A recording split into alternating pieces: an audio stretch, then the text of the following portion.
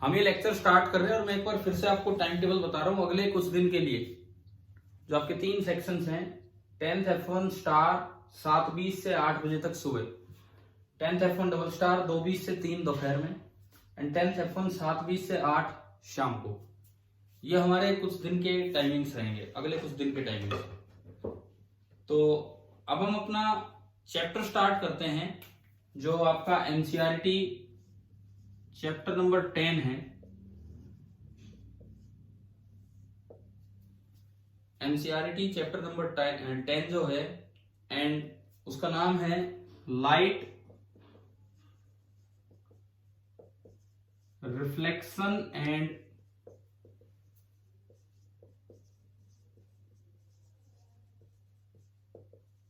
Refraction. यह हमारे chapter का नाम है, लाइट रिफ्लेक्शन एंड रिफ्रैक्शन। आप एक बार अपनी एनसीईआरटी टेक्स्ट बुक निकाल लो, जो भी बच्चे इस क्लास में जुड़े हैं एनसीईआरटी टेक्स्ट बुक निकाल लीजिए।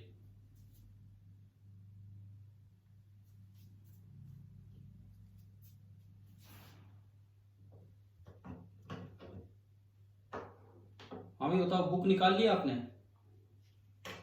Yes sir. ठीक है। अब इसमें देखो, हम आज की शुरुआत सबसे पहले एक्सरसाइज से कर रहे हैं।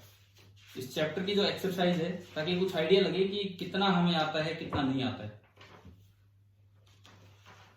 एक्सरसाइजेज में सबसे लास्ट में चलो पेज नंबर 185 पे।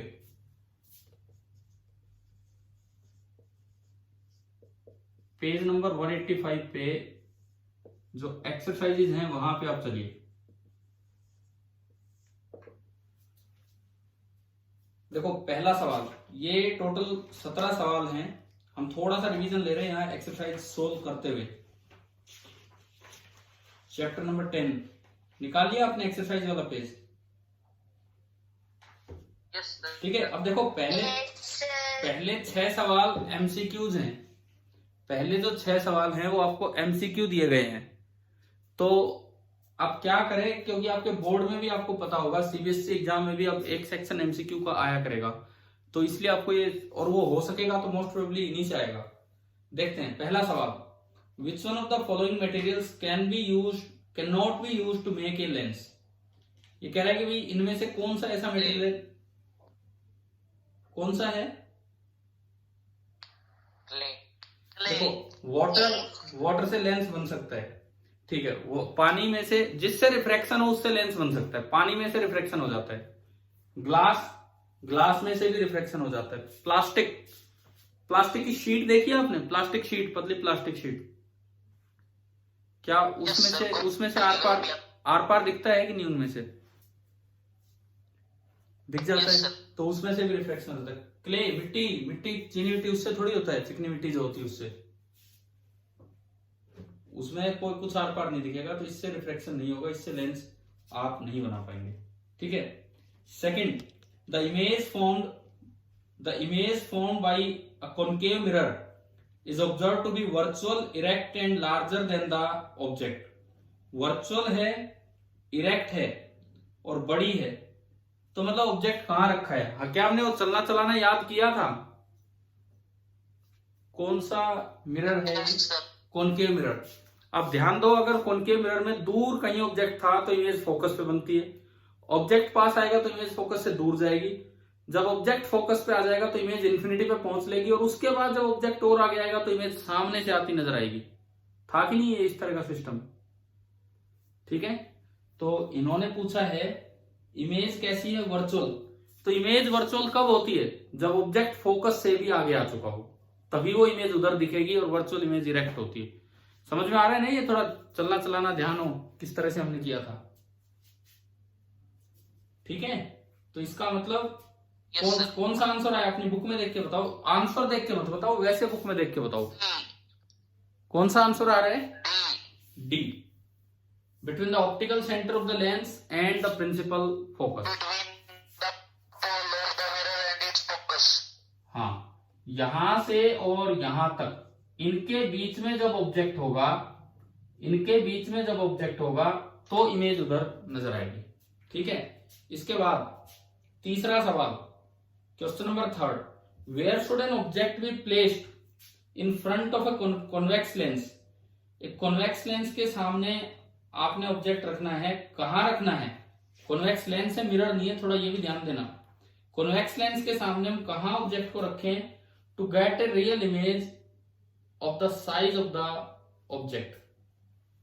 बिल्कुल उतने ही साइज की। मैंने आपको टेरेस्ट्रियल टेलीस्कोप सिखाया है, टेरेस्ट्रियल टेलीस्कोप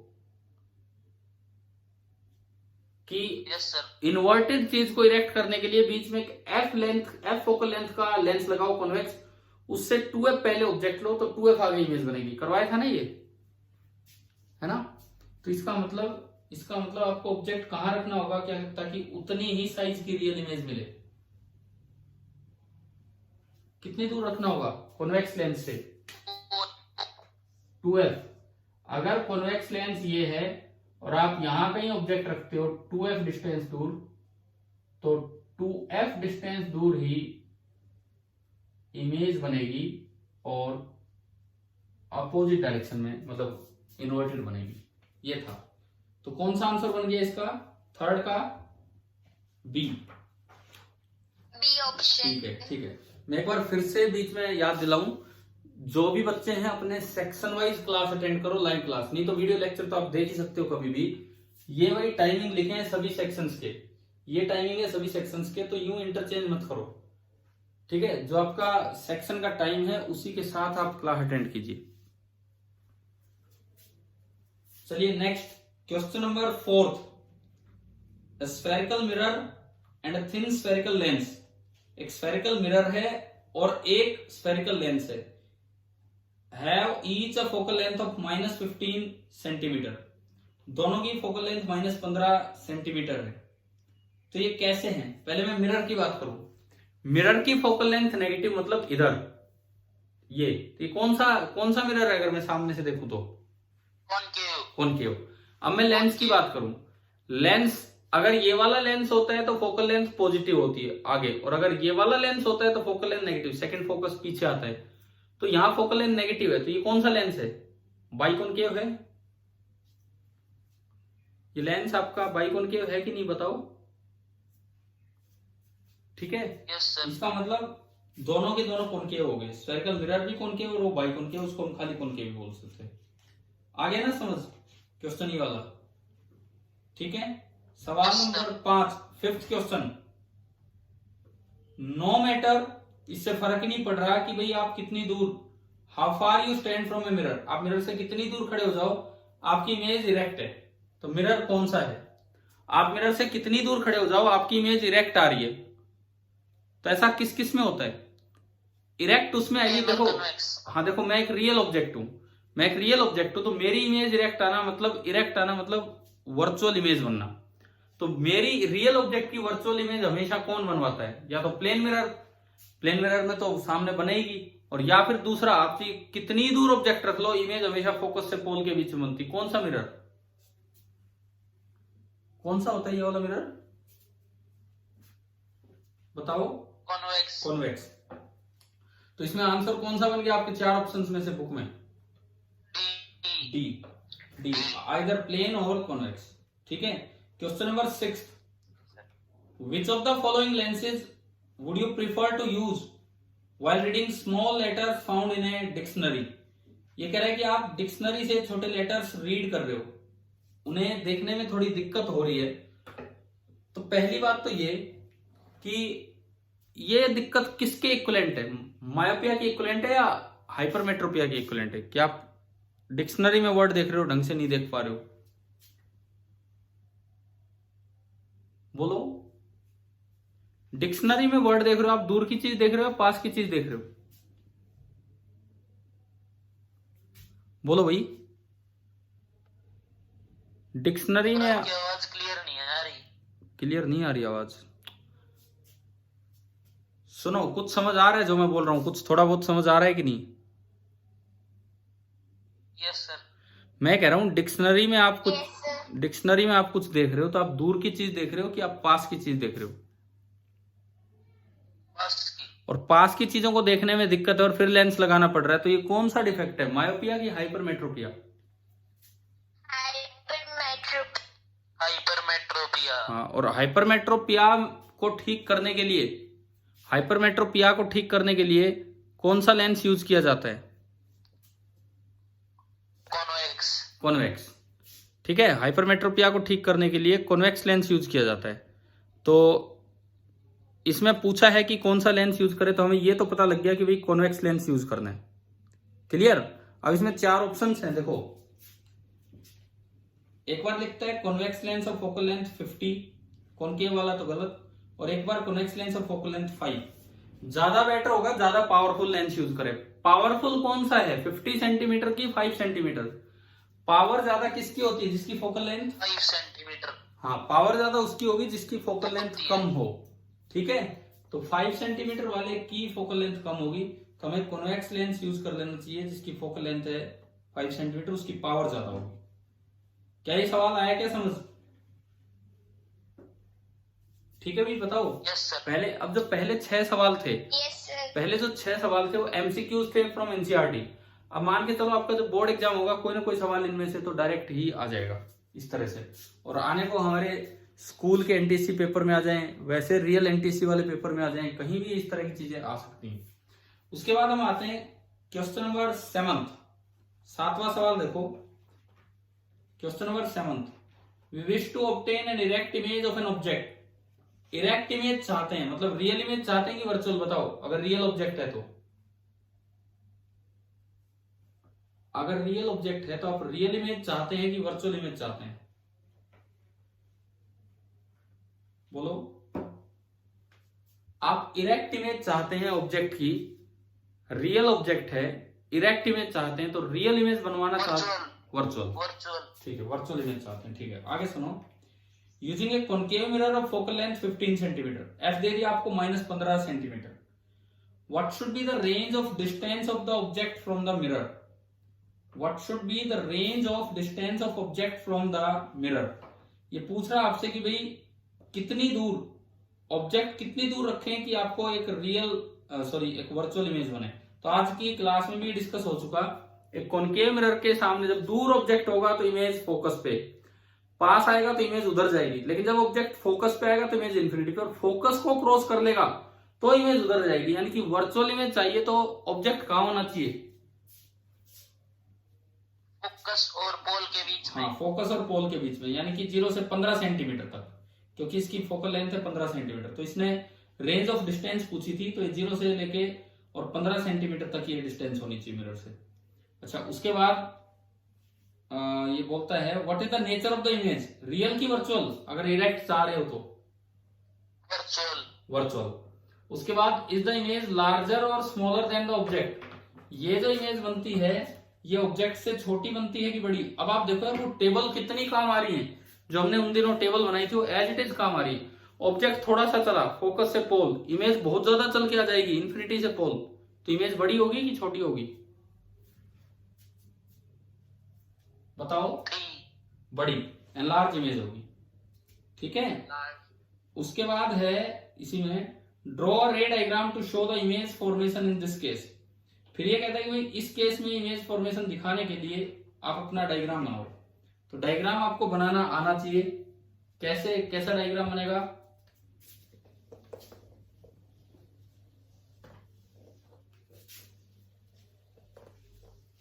कौन सा मिरर है बताओ?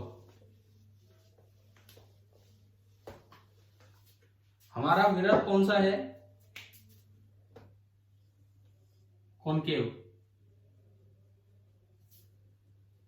ये प्रिंसिपल एक्सिस, ये फोकस पोल, ये फोकस, और ये सेंटर। और आपने ऑब्जेक्ट ले लिया फोकस और पोल के बीच में, रे डायग्राम बनाना है, रे डायग्राम। तो इसमें जब आप इमेज बनाएंगे, एक रे लीजिए parallel to principal axis top से, पास करवा दीजिए फोकस में से,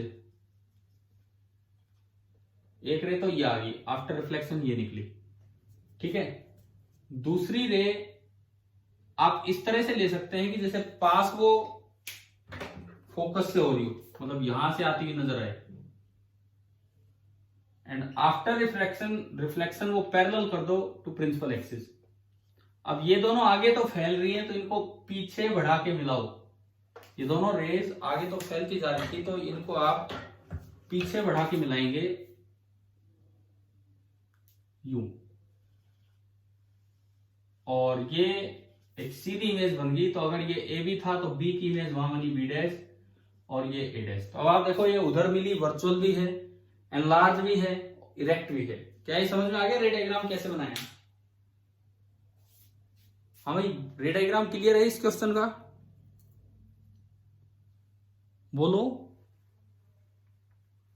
रे डायग्राम क्लियर है सभी को?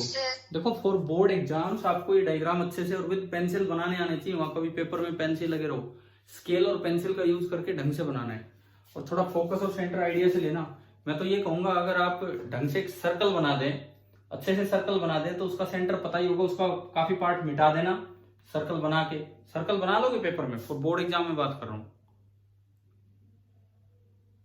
हाँ भाई, एक प्रॉपर सर्कल बना लोगे पेपर में? बोलो, किसकी मदद से? किसकी मदद से? उस इंस्ट्रूमेंट को क्या बोलते हैं? अरे बोलो यार, सर्कल किससे बनाते हैं हम? कंपास से। ठीक है, कंपास से आप सर्कल बनाएंगे। उसके बाद उसमें कंपास अगर अपने लेके जाना, सेंटर उसका जहां वहां लोकेट करो, बाकी मिटा दो सर्कल का पार्ट। सेंटर से पोल के बीच के मिड पॉइंट को फोकस बोलो, और फिर ये डायग्राम बनाओ तो ज्यादा बेटर रहता है। ठीक है, इस तरह से अपना री डायग्राम भी बना लेना। ये आपका हो गया क्वेश्चन नंबर 7। क्वेश्चन नंबर 8, 8वां सवाल देखो। Name the type of mirror used in the following situations. आपको ये बताना है कि नीचे दी गई सिचुएशंस में कौन सा मिरर आपको यूज करना है। 8वां सवाल, A part, headlight of a mirror बताया हुआ है वैसे आपको। हेडलाइट ऑफ ए मिरर में कौन सा मिरर यूज किया जाता है? हेडलाइट ऑफ ए कार में, हेडलाइट ऑफ ए कार में कॉनकेव, पीछे लगा रहता है कॉनकेव मिरर। ठीक है, क्योंकि उसका काम है रेज दूर तक फैलाना। और अगर स्ट्रीट लाइट में कोई मिरर यूज किया जाए तो वो कौन सा होता है? पीछे रिफ्लेक्टर के तौर पे कॉन्वेक्स। सर्च लाइट हो तो कॉनकेव, स्ट्रीट लाइट हो तो कॉन्वेक्स। जो फैलाएगा ज्यादा वो कॉन्वेक्स। ठीक है। बी पार्ट, साइड या rear view mirror of A vehicle. ये भी आपको अच्छे से पता होगा, जोगर टाइप क्वेश्चंस भी किए। हाँ, जोगर टाइप क्वेश्चंस भी किए हमने। कॉन्वेक्स लगा होता है जो हमेशा सीधी इमेज दिखाए। Third part, solar furnace. Solar furnace में कौन सा मिरर यूज किया जाता है? कॉनकेव। उसमें वही काम है, रेज को, सनरेज को, सनलाइट को एक जगह फोकस करवाना होता है, तो एक कन्वर्जिंग मिरर यूज करते हैं। ठीक है। Support your answer with reason. Headlight of a car का लाइट का काम है दूर तक पहुंचाए, तो वो दूर तक जाएगी तो कॉनकेव मिरर, सर्च लाइट की तरह। Side view mirror vehicle convex, इसलिए क्योंकि कॉन्वेक्स हमेशा रियल और सीधी इमेज दिखाएगा, रियल नहीं सॉरी वर्चुअल और इरेक्ट इमेज दिखाएगा, मेन बात ये, और छोटी इमेज दिखाएगा जो मिरर में दिख जाए। और ऐसी सोलर फर्नेस का, ताकि वो एक जगह फोकस कर सके। ठीक है। इसके बाद देखो आगे, क्वेश्चन नंबर 9 पे है। जिन बच्चों ने लेट ज्वाइन किया है, मैं बता देता हूं, एनसीईआरटी एक्सरसाइजेस का काम डिस्कस हो रहा है just for revision purpose. Chapter 10 science 10th class की जो बुक है आपकी, वो वाली। क्वेश्चन नंबर हम आ गए 9th पे, 9वां सवाल। 1/2 of a convex lens is covered with a black pepper. आधा हिस्सा आपने ब्लैक पेपर से कवर कर दिया, तो आपको ये बताना है, will this lens produce a complete image of the object और नॉट। पहली बात, क्या कंप्लीट इमेज बनाएगा कि नहीं? ये सिखाया हुआ आपको। लेंस कवर करने से इमेज पे कोई फर्क नहीं पड़ता, पड़ता है तो उसकी इंटेंसिटी में थोड़ा फर्क पड़ सकता है, शेप साइज पे कोई फर्क नहीं पड़ेगा, तो कंप्लीट इमेज बनाएगा। आगे तो ये लिखता है, चाहे लेंस तो आप कट कर दो, कुछ भी कर दो। देखो यहीं पे मैं आपको बताऊं एक चीज,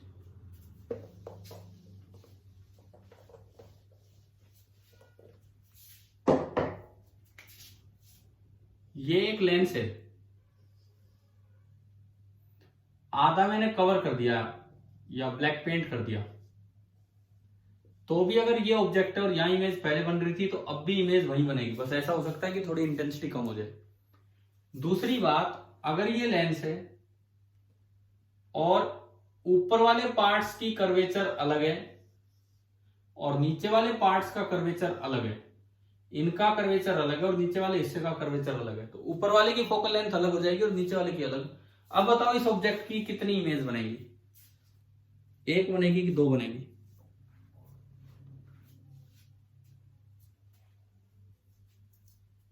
हाँ जी, इस लेंस की कुछ फोकल लेंथ है, लेकिन ऊपर वाले की अलग होगी, नीचे वाले की अलग, बिकॉज दोनों का मैं कह रहा हूं कर्वेचर अलग अलग है, अपर पोर्शन और लोअर पोर्शन में। ये ऑब्जेक्ट रखा है तो यू तो फिक्स है, यही डिस्टेंस से यू निकलेगा जो भी नेगेटिव आएगा, लेकिन F1 F2 अलग अलग है। तो अब मुझे ये बताना है कि इसकी कितनी इमेज बनाएगा ये लेंस। बोलो बोलिए भाई, कितनी इमेज बनाएगा ये लेंस? एक या दो या तीन? तीन ऑप्शन है आपके पास।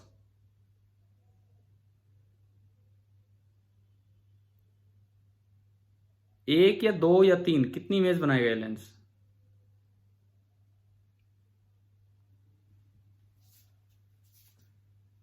नहीं पता तो मैं बताऊं, बताओ आप जल्दी बताओ।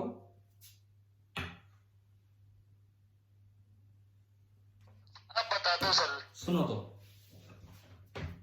दिस इज इक्वलेंट टू कि जैसे आपने दो लेंस रख दिए, एक बार एक लेंस जिसकी फोकल लेंथ F1 है और नीचे का हिस्सा कवर्ड है, एक बार एक लेंस जिसकी फोकल लेंथ F1 है और नीचे का हिस्सा कवर्ड है।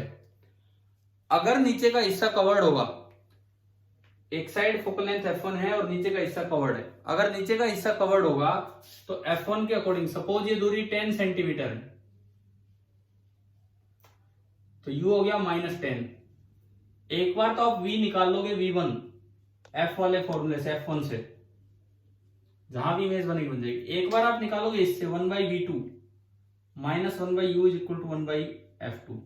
तो दरअसल एक नहीं दो इमेज बनेगी, एक V1 पे बनेगी और एक V2 पे।